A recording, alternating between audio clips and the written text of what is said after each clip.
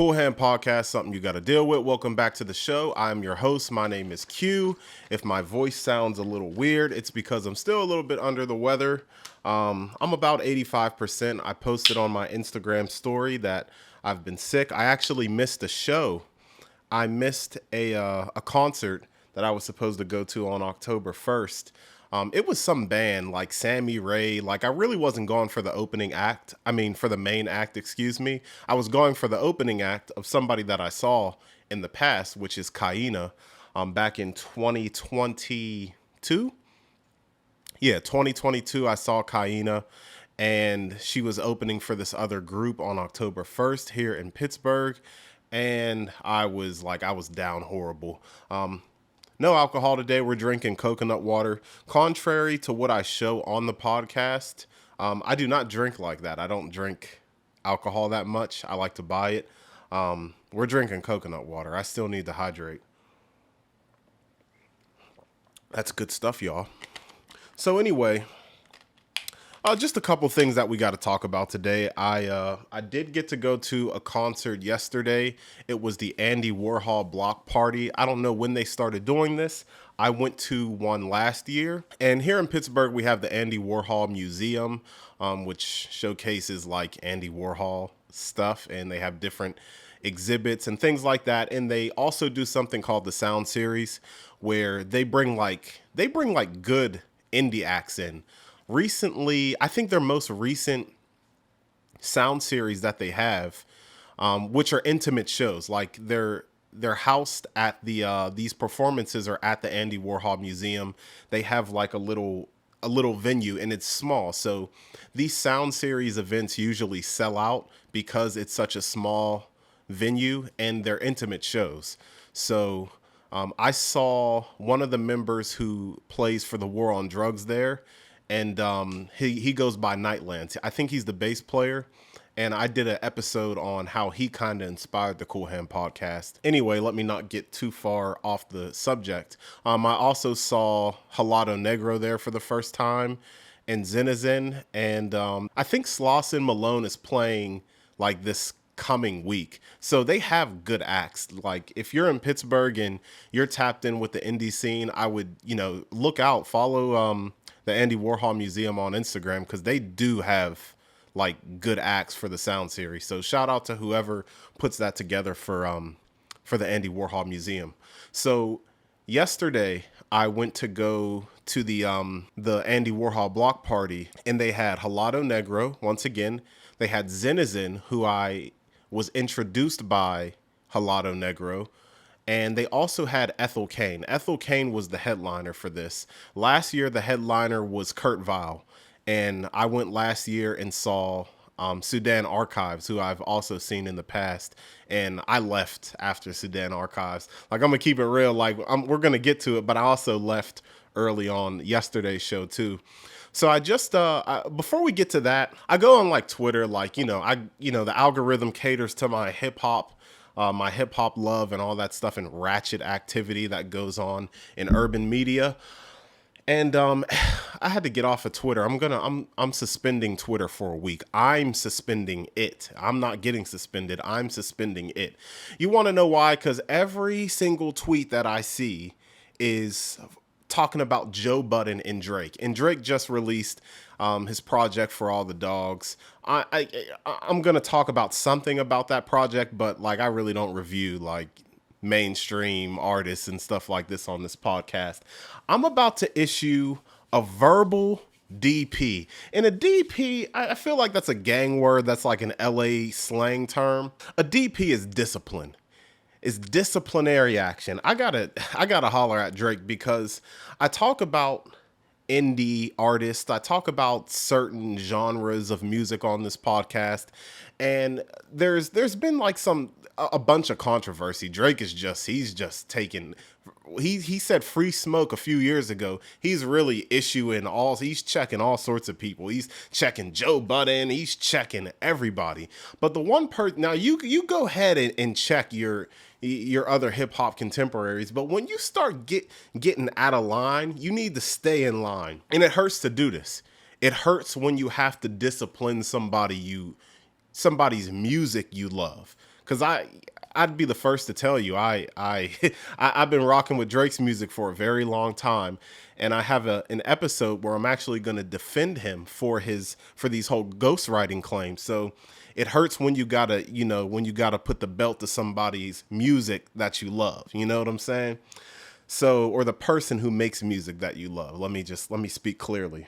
Now, on one of these songs, Drake dissed Esperanza Spalding.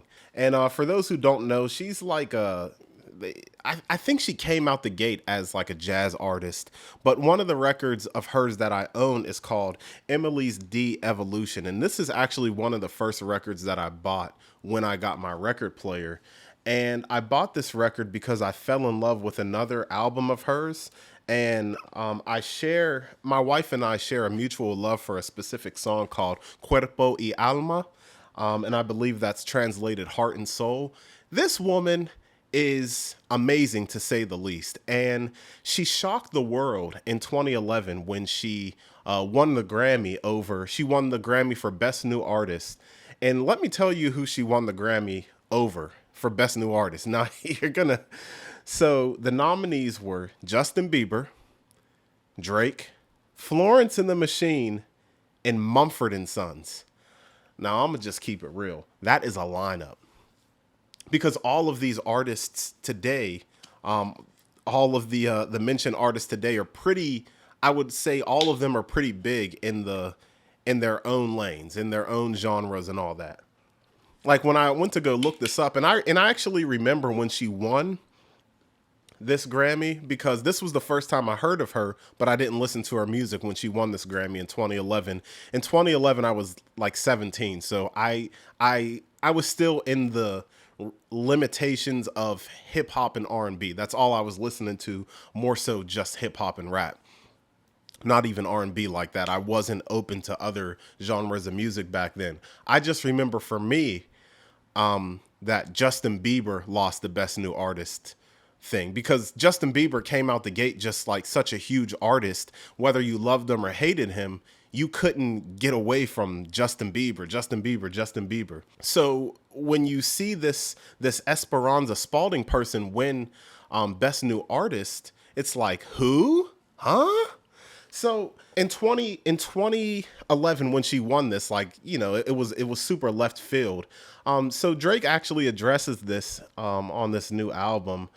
So I'm reading this from xxl.com, xxlmag.com. On one song in particular, Away From Home, the OVO sound leader disses accomplished jazz musician Esperanza Spalding. Now let's read these lyrics. Check it. All right. 4 Grammys to my name, 100 nominations. Esperanza Spalding was getting all the praises. I'm trying to keep it humble. I'm trying to keep it gracious. Who cares? Michelle Obama put you on her playlist. Then we never hear from you again like you was taken. All right, now, Drake, check this out. Because you never heard of her afterwards. First of all, you probably never heard of her to begin with. You go ahead and keep finding artists like Georgia Smith, and I apologize if I'm saying her name wrong. This is the first time I actually pronounced Georgia Smith. I don't know if the J's on some Spanish stuff where the J is silent, it's Jorge Smith. I don't know. I'm just keeping it real now. I'm ignorant now. You go ahead and keep messing with, Popcorn and the Africans and finding other people, go ahead and hang out with Bad Bunny and all of them. You go ahead, diss Pusha T, do that. Diss Joe Budden, this, you know what I mean? This is like a shot that doesn't need to be taken. Talking all that, we never hear from you again. No, we kept hearing from her because she kept dropping music. She was never supposed to be the big mainstream. Not saying that her music isn't capable of it or she's not talented. All I'm saying is you're dissing somebody in a smaller field, and at the end of the day, it's rap, and it's like competition. You want to be the best, you want to be the man, you want to be macho, bravado. I'm this, I'm that. I'm one hit away from tying Michael Jackson or beating Michael Jackson on the charts or something like that. I get it because I'm from this culture. I get it. But also there's a level of selective politicking. The same way that I listen to Pusha T, the same way that I listen to Joe Budden and got love for both of them, I'm still sticking up for somebody. It's selective. You go ahead and diss them, but you're stepping out of line when you come on this side. You heard? She made Cuerpo y Alma. Check that song out and tell me that's not hard. And if you don't like it, then we got a problem on the set. So it's just one thing that I just had to get off my chest, because I'm like, okay, you're stepping outside of hip hop with this one. Keep it, you're going like below the belt. Now, do you expect Esperanza Spalding to like make a diss song, like a jazz diss song, or a experimental diss song? No. Like, it's like, it's like you're picking on somebody. And at the end of the day, is it that deep? Absolutely not. It's not that deep. Like 100 years from now, nobody cares. But I think it was just left field for me. I'm like, why is he mentioning Esperanza Spalding? Like, keep Esperanza out your mouth. Like, plain and simple. I'm not going to keep talking about this much longer, but keep Esperanza out your mouth. I'm gonna tell you like that. I don't want no problems with Neeks or Chubbs. I don't want no issues, but I'm not turning nothing down. Do me like Detail if you want, but we ain't turning nothing down. This is the Qool Hand Podcast, and we ain't going for it. So that's that. I just wanted to, come to the defense as if anybody's gonna as if Drake's gonna hear this. But yeah, don't do that. We're not doing that. We ain't doing that. Let me take a sip of this coconut water real quick, because these dudes got me hot. You know what I'm saying? Talking about something for all the dogs. No, get on that. All right, so I got that off my chest. We had to address that first. Shout out to Drake, because he's actually one of my favorite artists. And we'll just leave it. We'll just leave it there. I'm gonna let you hold that. Now, Andy Warhol. I had to get to that. I had to get that off my chest. Now, the Andy Warhol block party. Went to go see it, and Zenizen was opening up the show. Then Helado Negro played, and then Ethel Cain played. And spoiler alert, I did not stay for Ethel Cain. Because it was cold outside, for one. And honestly, I didn't plan on staying for the whole show. And to be completely honest, I'm not familiar with Ethel Cain's music. And there were other factors involved which didn't allow me to stay. It was cold outside. It was, it's October. Like, it's dark. I didn't have like a jacket or anything. Like, my wife was cold. I was a little cold. And I really bought my tickets to see Zenizen. And I also bought my tickets to see Helado Negro again as well. So shout out to Ethel Cain. Shout out to her fans, because they were all there. And you can point out the Ethel Cain fans. If you Google Ethel Cain, all of her fans dressed like her. Facts. So Zenizen was performing cuts off of her album Proof of Concept. Came out in 2022, I think. And that was a good show. It was just her. And I know I follow her on Instagram. She was coming off of having COVID. So I was a little bit worried there. I'm like, oh man, what if she has to cancel the show? But I believe she recovered from that and was testing negative, and which allowed her to play at the show. And it was nice to see her perform again, especially new music, because her new music is groovy and it's funky, and she has a good voice. So definitely check that out. So Zenizen did her set. Zenizen's set was a one-woman set. I would have loved to see her play with a band. I would have loved it, man. I would have loved it. But I understand that, not everything can be as ideal as you want it to be. When you're talking, I know there's a lot of preparation and stuff going into that. And, you're splitting your money X amount of ways, I would imagine, when you're playing with a band. But hopefully I can see her in the future playing with a band with those live instruments. And she was playing the little guitar piano. That's what I'm going to call it. It's like a piano that straps around you. Guitar piano. So she was playing that. And she did her thing. It was a good show. Like, she didn't sound like she was sick the way that I sound right now. So shout out to her. So then Helado Negro comes on, and this is the thing about Helado Negro. I've seen him play about 4 times now. 3 times was like real, like his music. The one time was at the Warhol. They had him like do like a commission, and it was pretty much like him doing like a live soundtrack to this little Andy Warhol exhibit thing. And I might still have some footage from that, but I just haven't used it for anything. I have a lot of footage that people haven't seen. So I've seen him 4 times, and 3 times was him playing his like album cuts. And each time that I've seen him play, it's been something different. The first time was like the intimate show, the sound series, and that was like pretty much acoustic. The second time was the exhibit that he did. The third time was like a formal show with his full band, and that was pretty nice out in Washington D.C. And this time, of course, like being able to bring something fresh to the table, to bring something new to the table, performing X amount of times, and everything has been like so fresh. Each time was something different. So he's playing his cuts. He's playing his album songs. He's playing, and he sang a couple songs with Zenizen as well. So it was nice to see that duo again. They did like País Nublado. He did Running at the end. And one thing that he did was play a new song. So this is a Qool Hand Podcast exclusive. Sound effects. Qool Hand Podcast exclusive. A new single is dropping soon for Helado Negro, and a new album is coming in 2024. So he played that song, and it was explosive, bro. It was explosive. So we got that coming. And so after the show, I got some merch. I wanted to get a Zenizen record, but from what I understand, she didn't bring any merch. So Zenizen, sorry, sis, you missed out on my money.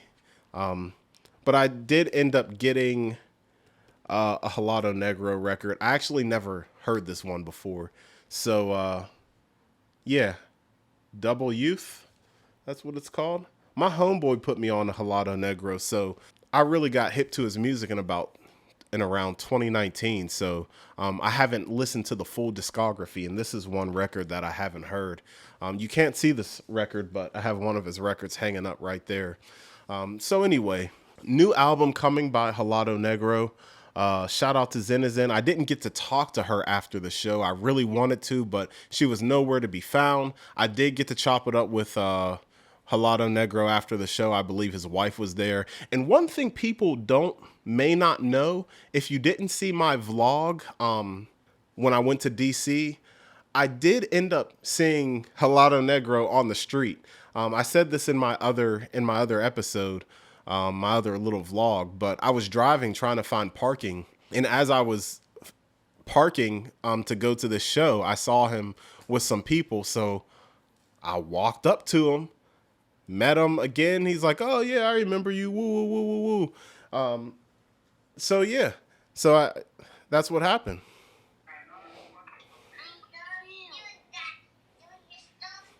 What's up? What's up, y'all?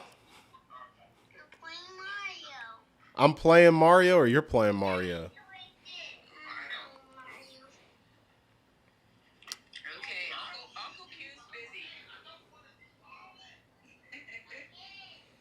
Where's the baby girl? She's over there fighting her dad. Ah. Say hi to Uncle Q. Oh, look at where you at, baby? Come on, how you doing? You at Daddy's house? How you doing? All right, girl. Good to see you. I like your shirt. He said, "Good to see you." Bye. You know, I'm a family man now, you know.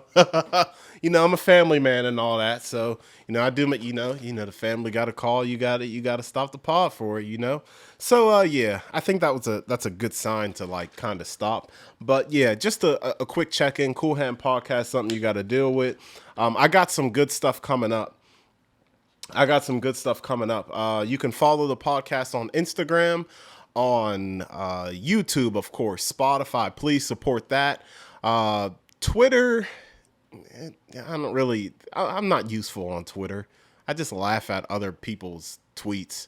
And Facebook as well. I'm on Facebook if you are a 45-year-old conspiracy theorist. That's what I view Facebook as nowadays. I just like, if you're 50 years old and you like repost political stuff and conspiracy theories and stuff like that.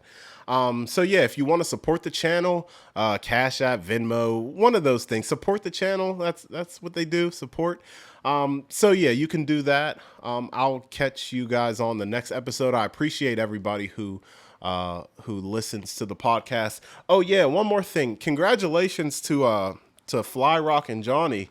I know you've seen this hat before. Volare Toro. He's one half of the owners of Volare Toro. So shout out to him. I believe he got married today. So shout out to you. Congratulations. I wish you a fruitful marriage. Yeah. Qool Hand Podcast, something you got to deal with. I'll see you on the next one. Easy.